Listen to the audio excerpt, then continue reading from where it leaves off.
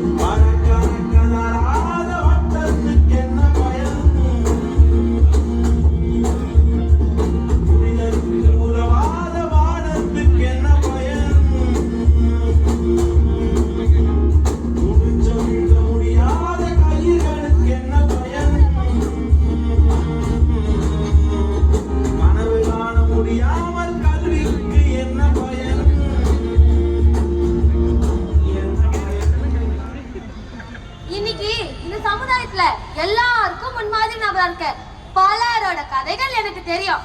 எனக்கு மட்டும் இல்ல, இந்த வாட்ச்மேனு, இந்த பசங்களுக்கு சமைச்சு போற சமையலக்கா, இந்த ஒட்டுமொத்த பள்ளிக்கூடத்தையும் கூட்டி தூய்மையா வச்சிருக்க தூய்மை பணியாளர், இவங்களுக்கு என்னை விட அதிகமாவே தெரியும். மனுஷங்க நம்மளுக்கு மட்டும் இல்ல, இந்த பள்ளிக்கூடத்திலே இருந்து எல்லா விஷயத்தையும் அமைதியா பாத்துட்டு இருக்க பிளாக் போர்டு. ஏப்பா நம்ம ஸ்கூல் கிரவுண்ட்ல இருக்க மரம், அதை மறந்துடாத. ஏன் ஸ்கூல் வாசல்ல மாட்டிருக்க அம்பேத்கர் படத்தை கேட்டாலும் ஆயிரம் ஆயிரம் கதைகள் சொல்லும். எல்லாருக்கும் ஒரே பாடம் தான், எல்லாருக்கும் ஒரே பரீட்சை தான், எல்லாருக்கும் ஒரே அளவு தான் மூளை. அப்புறம் ஏன் சிலருக்கு மட்டும் இங்க எல்லாமே தனித்தனியா இருக்குன்னு ஒரு குழந்தைக்கு குழப்பம் வந்துச்சு. இந்த சமூகத்தோட பாலினதிகளுக்கு கட்டுப்படாம தன்னோட உண்மையான பாலினத்தை உறக்க சொன்னதால இந்த சமூகமே சண்டைக்கு நினைச்சுன்னு சொன்னவங்க. நிலா கதை கேட்கிற வயசுல அந்த நிலாவையே தொட போறேன் சொன்னா ஒருத்தி. பணமரம் ஏறவனுக்குலாம் கல்வி எதுக்குன்னு கேட்டவங்க கிட்ட, கல்வின்றது வெறும் வேலைக்கு போறதுக்கும் சம்பாத்தியத்துக்கு மட்டும் இல்ல, அதுக்கும் மேலன்னு வாழ்ந்து காட்டிட்டான் ஒருத்தன். நாடகமே போட மாட்டேன் சொன்ன ஒரு மெட்ராஸ் பையனுக்கு சரியா வழிகாட்டினாரு ஒரு ஆசிரியர். அன்னைக்கு அவர் சொன்ன தொலையை கட்டியா பிடிச்சுக்கிட்டு இன்னைக்கு வானளவு வசந்து அவனே நட்சத்திரம் ஆயிட்டான். அரசு பள்ளியில படிச்சா வாழ்க்கையே வீணாகி நினைக்கிறதுல பல பேர் வாழ்க்கையை காப்பாத்துற மருத்துவரா சாதிச்சு காட்டினா ஒருத்தன். ஸ்கூலே இல்லாத கிராமத்துல படிச்ச ஒரு பொண்ணு இன்னைக்கு அரசியல் களத்துல ஒரு முக்கியமான புள்ளியா நினைச்சு நிக்கிறானா, அதுக்கு காரணம் அந்த அரசு பள்ளி தான். சாம்பியன் ஆக நினைச்ச ஒரு பையனுக்கு அரசு பள்ளி கொடுத்த சத்துணவு முட்டையும் தான் ஊட்டச்சத்தா இருந்துச்சு. நடக்கவே முடியலன்னு எல்லாரும் ஒதுக்கி வச்சப்ப அரசு பள்ளி தான் அந்த பொண்ணை சரிசமமா பார்த்து கல்வி கொடுத்துச்சு.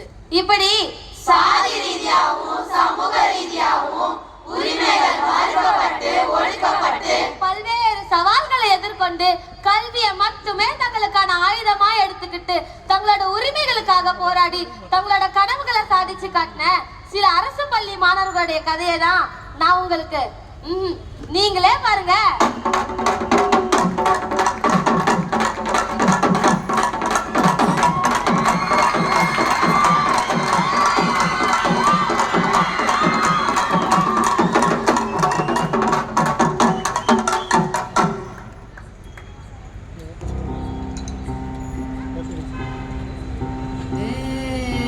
இந்த உலகத்தோட அறிவு சமூகம் எப்போ உருவாச்சுன்னு தெரியுமா? அறிவு சமூகம்னா ஏதோ மெத்த படிச்ச மேதாவிங்க உலகம் இல்ல. கேள்வி கேட்க தெரிஞ்ச எல்லாருமே அறிவு சமூகம் தான். எல்லாரும் பொதுவா ஒண்ணு சொல்லுவாங்க, கேள்வி கேட்கறது ரொம்ப சுலபம். ஆனா எந்த இடத்துல இருந்து கேள்வி கேட்கிறோங்கிறத பொறுத்துதான் அது இருக்கு. கேள்வி கேட்க ஒரு தைரியம் வேணும். அந்த தைரியம் இருந்தா இங்க எதை வேணாலும் எடுத்து போராடலாம். நான் கேள்வி கேட்க ஆரம்பிச்சப்பதான் எனக்கான விடுதலையும் உரிமைகளையும் பெறத்துக்கான வழியும் கிடைச்சது. என் பேரு பாமா. நான் பிறந்தது விருதுநகர் புதுப்பட்டி. நான் பிறந்ததுல இருந்தே ஒரு கேள்வி எப்பவும் உண்டு. நாங்க வேற, அவங்க வேற. அவங்கன்னா யாருன்னா ஒசந்தவங்கன்னு சொல்லிக்கிறவங்க. நாங்க கீழே, அவங்க மேல. அவங்க மேல இருக்கணும்னே எங்களை கீழே வச்சிருந்தாங்க. நாங்க எப்பவும் கீழே இருக்கணும்னு தான் எங்க ஸ்கூலுக்குள்ள விட மாட்டாங்க, படிக்க விட மாட்டாங்க, ஏன் செருப்பு கூட போட விட மாட்டாங்க. எனக்கு படிக்கணும்னு ரொம்ப ஆசை. ஆனா அது எங்க வீட்டுல சொன்னதுக்கு இந்த விஷயத்த காரணமா காட்டியே என்ன ஸ்கூல்ல சேர்க்க தயங்குனாங்க. என்ன இன்னுமா இப்படி நடக்குது? சட்டத்துக்கு முன்னாடி எல்லாரும் சமம்னு தானே நான் சட்டம் எழுதி வச்சிருக்கேன். அட நீங்க வேற அண்ணலே, நீங்க எழுதுனதை பின்பற்றி இருந்தாதான் இந்த சமூகம் எப்பவோ முன்னேறி இருக்குமே. சரி, அப்புறம் எப்படிதான் நீ படிச்ச? அன்னைக்கு விடாப்புடியா அடமுடிச்சதுனால என்ன ஒரு ஸ்கூல்ல சேர்த்து விட்டாங்க. ஆனா அங்க ஏகப்பட்ட பாகுபாடு. அவங்கள ஒரு மாதிரியும் எங்களை ஒரு மாதிரி நடத்துனாங்க. பள்ளிக்கூடம்னா சரிசமமா இருக்கணும். கல்வி எல்லாத்துக்கும் ஒண்ணு போல கிடைக்கணும். 2 பேத்துக்கும் ஒரே பாடம் தானே, 2 பேத்துக்கும் ஒரே பரீட்சை தானே, 2 பேத்துக்கும் ஒரே அளவு தானே மூளை. அப்புறம் ஏன் எங்களுக்கு மட்டும் எல்லாம் தனித்தனியான கேள்வி கேட்டேன். நீ சொல்றதை கேட்கும் போது இந்த பள்ளி நாட்கள் தான் எனக்கு ஞாபகம் வருது. அன்னைக்கு என்னையும் தனியா கீழே தான் உட்கார வச்சாங்க. குடிக்க தண்ணி கூட இருக்காது. ஒன்னா சேர்ந்து படிக்க முடியாது. டீச்சருங்க தொட கூட மாட்டாங்க. அன்னைக்கு மட்டும் இல்ல அண்ணலே, இன்னைக்கு உங்களை அப்படிதான் வச்சிருக்காங்க. என்ன சொல்ற? எனக்கு புரியலையே. உலகத்துல பல்வேறு இடங்கள்ல உங்க சிலை கம்பீரமா இருக்கப்போ, நம்ம நாட்டுல இன்னும் சில ஊர்கள்ல உங்க சிலை கூண்டுக்குள்ளதான் அடிச்சு வைக்கப்பட்டிருக்கு. அததான் சொன்னேன். ரொம்ப கிண்டல் பண்ணாத பாமா. என்னுடைய சிலைய வேணா கூண்டுக்குள்ள வச்சிருக்கலாம். ஆனா என்னுடைய கருத்துக்களை உன்ன மாதிரி ஆளுங்க இந்த உலகம் முழுக்க இன்னும் பரப்பிட்டு தான் இருக்காங்க. அது சரி, அந்த ஸ்கூல்ல இருந்து வெளியே வந்த அப்புறம் என்ன பண்ண?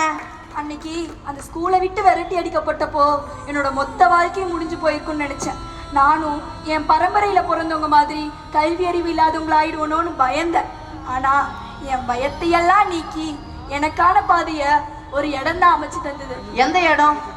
பாமான்னு ஒரு எழுத்தாளர் உருவாக காரணமா இருந்த அந்த இடம் நான் படிச்ச அரசு பள்ளி தான். அங்க அவங்க நாங்கன்ற பேதம் இல்லை. யார் நாங்க யார் அவங்கன்னு யாருக்கும் தெரியல. எல்லாரும் ஒன்னாதான் மதிய உணவுக்காக வரிசையில் இருந்தோம்.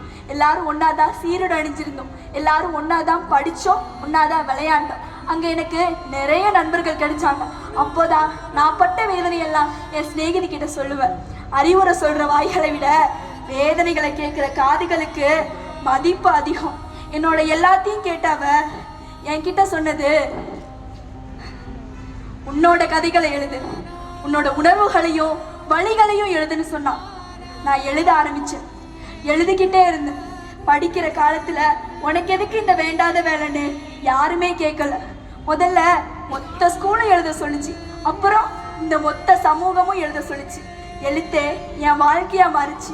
எழுத்தே என் அடையாளமா மாறிச்சு. உங்களை எப்படி கூண்டுக்குள்ள அடிச்சு வச்சிருந்தாலும் இந்த வானத்தோட நீளம் போல உங்க கருத்துக்கள் பரவி இருக்கோ, அதே மாதிரி தான் என்னோட எழுத்துக்கள் மூலமா எனக்கான என் மக்களுக்கான உரிமைக்காக குரல் கொடுக்க ஆரம்பிச்சிருக்க. கேள்வி கேட்கணும். கேள்வி கேட்க தயங்கவே கூடாது. இந்த சமூகத்துல கேள்வி கேட்கறவன் தான் சுதந்திரமா இருப்பான். நீங்க சொன்னது ரொம்ப சரியானலே. நான் கேள்வி கேட்கறதுக்கான அடித்தளத்தை அமைச்சு கொடுத்தது நான் படிச்ச அரசு பள்ளி தான். இப்ப கூட ஒரு அரசு பள்ளிக்கு தான் என்ன சிறப்பு விருந்தினரா கூப்பிட்டுருக்காங்க. அங்கதான் நான் போயிட்டு இருக்கானே. மறுபடியும் சந்திப்போம்.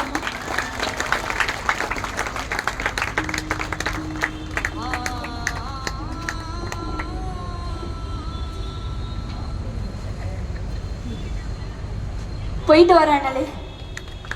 ஒருவன் தனக்கு திறமையும் ஆர்வமுள்ள தொழிலை தானே தேர்ந்தெடுத்துக் கொள்ளவும் தன் வழியில் செய்து கொள்ளவும் தக்க சூழலை தர சாதி அமைப்பு தவறுகிறது.